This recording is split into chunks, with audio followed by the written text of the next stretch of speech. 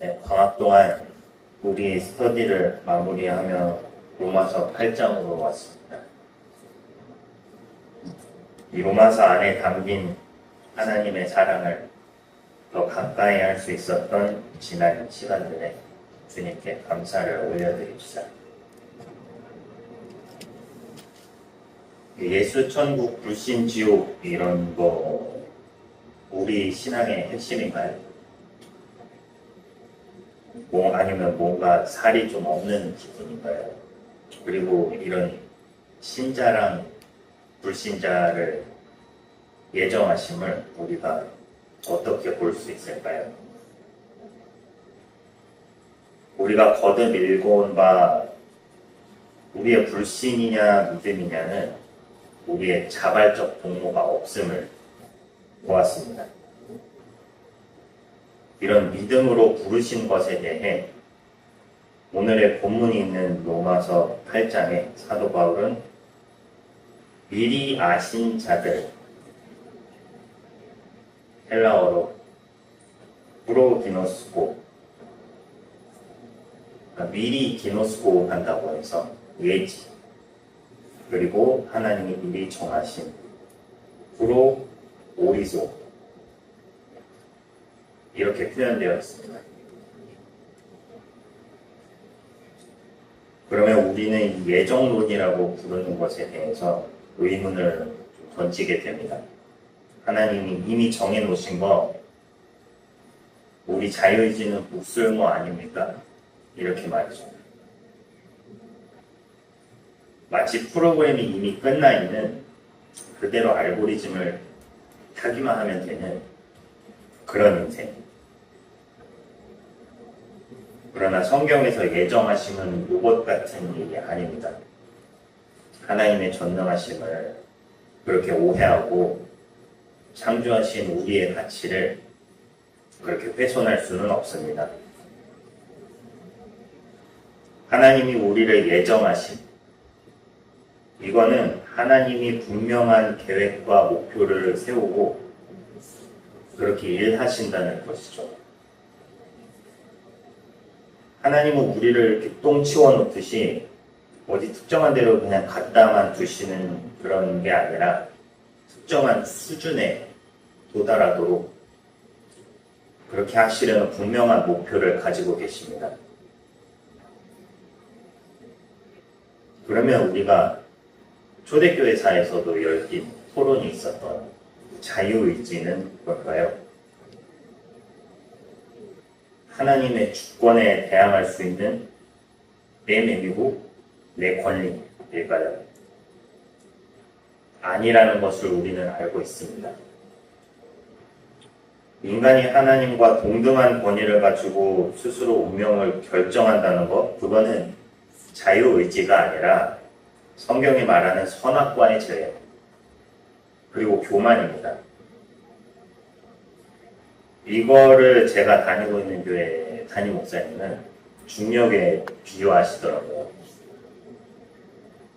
물리학 이론에서는 강력, 양력, 전자기력, 중력이 있다고 합니다.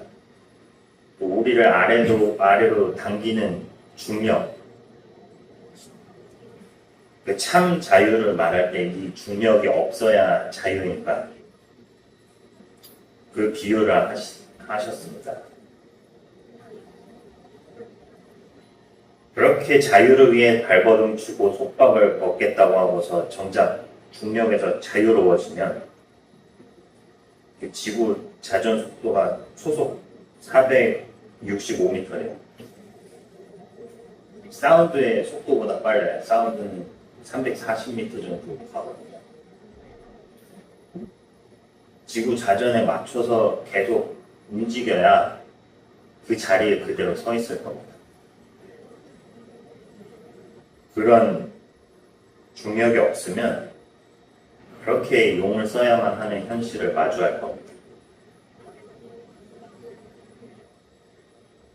그러니까 사람이 자기를 결정할 수 있다고 생각하는 것, 그게 아예 잘못된 생각인 것입니다.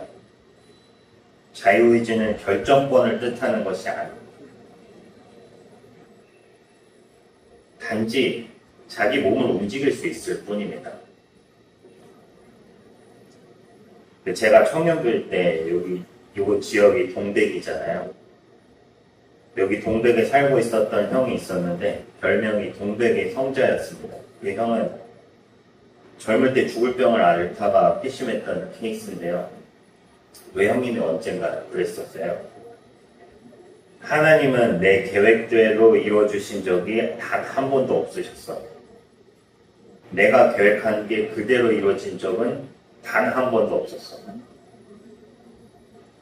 그런데 상상할 수가 없는 방법과 길들을 이루셨는데 그게 더 좋은 길들이었지, 이렇게 말했었습니다. 근데도 사람은 늘 편한 길, 난 편한 길이 좋다, 넓은 길, 넓은 문을 찾습니다. 이게 우리가 잘못 사용하는 자유의지입니다. 그러나 우리 하나님은 택하신 자녀가 멸망의 길로 가도록 냅두시지 않으실 겁니다. 우리가 하나님이 원하지 않는 길로 갈 때 처음에는 말씀으로, 다음은 두드려 패서라도 돌아서게 하십니다. 그러면 우리는 주님 손에 맡겨드리기 하고 뒷짐지고 가만히 놀까요? 과연 성화의 과정은 하나님이 일반적으로 기계처럼, 로봇처럼 작동을 온 시켜놓고 켜두기만 하는 것일까요? 하나님은 우리가 스스로 깨우치도록 매를 드시고 개입하시면서 몰아넣으시고 정작 성장하면서 나아가는 것은 우리 책무입니다. 그래서 모든 것이 합력한다는 것이 헬라어로 수이네르게오라고 하는데요. 이 수이가 영어 표현으로 바꾸면 SYN, synthetic 같은 것을 표현할 때 하는 그 앞머리에 단어가 달려있고, 이 합력한다는 이 헬라어 뜻은 함께 역사한다는 뜻을 가지고 있습니다. 그리고 여기에서의 에르곤이라는 단어가 포함되어 있는데 이것이 행위라는 뜻입니다. 그러니까 우리에게 주어진 책무는 분명하게도 함께 일하여야 한다는 것을 말하는 셈입니다. 여기서 우리가 그리 노력을 다할 때를 보면 육신의 부모는 자녀를 때리다 지쳐서 포기할 때도 있거든요. 근데 전능하신 하나님은 생명을 주관하시기 때문에 포기하지 않으시고 기어이 생명으로 인도하십니다. 자, 그러니까 어차피 하나님께서 목적지까지 끌고 가실 것이라면 우리에게는 두 가지 길이 남습니다. 순종하면서 가서 기쁨을 누리는 길이 있고, 끝까지 고집을 피우다가 사랑의 매를 걸어들이는, 소가 버팅기듯이 이렇게 끌려가는 그런 길이 있습니다. 하나님은 70번씩 7번을 때려서라도 알아듣게 하실 것입니다. 70번씩 7번은 딱 490번까지가 아닙니다. 헬라 문화권에서 1만이 최대의 숫자고 달란트가 최대의 단위예요. 그랬기 때문에 1만 달란트라고 한 것처럼 7의 제곱에 제곱에 제곱에 제곱에 제곱에 계속 거듭해요. 치시기까지 포기가 없으실 겁니다. 우리 그만큼이나 맞아가야만 하겠습니까? 사랑하는 전도사님 여러분, 우리의 구원은 확실합니다. 예수 그리스도를 십자가에 내어주신 하나님의 사랑이시기 때문입니다. 그러나 그 확실성이 방종을 정당화할 수는 없습니다. 로마서 8장 12절에서 14절에 그러므로 형제들아 우리가 빚진 자로 돼 육신에게 져서 육신대로 살 것이 아니니라. 너희가 육신대로 살면 반드시 죽을 것이로되 영으로서 몸의 행실을 죽이면 살리니 무릇 하나님의 영으로 인도함을 받는 사람은 곧 하나님의 아들이라. 육신대로 살지 않는 것은 그래야만 신분이 결정된다는 것이 아닌 우리가 받은 신분으로서 그에 맞는 수준을 향해 그렇게 향해 가자는 것입니다. 억지로 뭘 하기보다 차근차근 내일의 신앙을 누적시키는 것일 겁니다. 그런 누적된 곳에서의 열매는 자연스럽게 맺히게 될 겁니다. 이것이 이루어질 수밖에 없는 우리를 끝까지 포기하지 않으시는 그런 하나님의 열심입니다. 우리 그 앞에 항복합시다.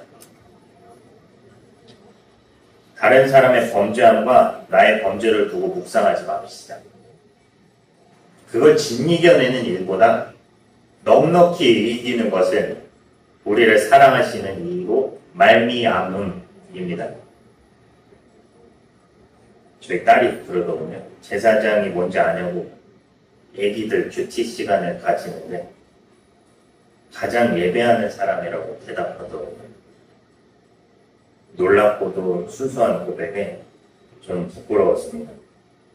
베드로전서 2장 9절 오직 너희는 택하신 족속이요 왕같은 제사장들이요 거룩한 나라요 그의 소유된 백성이 이는 너희를 어두운 데서 불러내어 그의 기이한 빛에 들어가게 하신 자의 아름다운 덕을 선전하게 하려 하십니다. 이제는 택함 받은 자들로서 거룩한 나라를 향하여 그 백성의 책무인 제사장의 길에 순종합시다. 내맞고 돌아오는 자가 아니라 말씀하실 때 즉각 반응하여 영광스러운 하나님의 자녀로 온전히 빚어지는 우리들이 되기를 소망합니다. 이제 새 학기에도 함께 순종하는 목회자로 훈련받고 거듭나기를 함께 기도하겠습니다. 기도하시겠습니다. 감사하신 주님, 죄의 값은 사망의 길이었던 우리를 창세 전부터 미리 알고 미리 택하여 주신 은혜에 감사드립니다. 우리는 내일의 핑계가 넘쳐나고 있는데 주님의 은혜가 절대 가볍지 않음을 우리가 로마서를 통하여 확신하고 또 확신합니다. 나의 약함을 매일매일 확인하며 주님께서 우리를 포기하지 않으심을 경험하며 살아갑니다. 그 시작된 성화의 과정에 우리가 온전히 주님에게 접붙임되어 있기를 소망합니다. 넘어질 수 있고 발이 더러워질 수가 있으나 그것에 무뎌지거나 방탕하게 되어야 할 이유가 될 수 없습니다. 주께서 말씀하실 때 완전히 엎드려 순종하게 해주세요. 악을 쫓아가느라고 매를 맞아야만 돌아올 미련함을 깨뜨려 주세요. 그렇게 영광의 날을 향해 오늘 충실히 살아가는 우리들이 되게 하여 주셔서 참 열매들로 화답하는 우리가 되게 해주세요. 거룩한 그 소명으로 동참하게 해주시는 주님의 은혜에 감사드리며 살아계시는 예수 그리스도의 이름으로 기도드렸습니다. 아멘.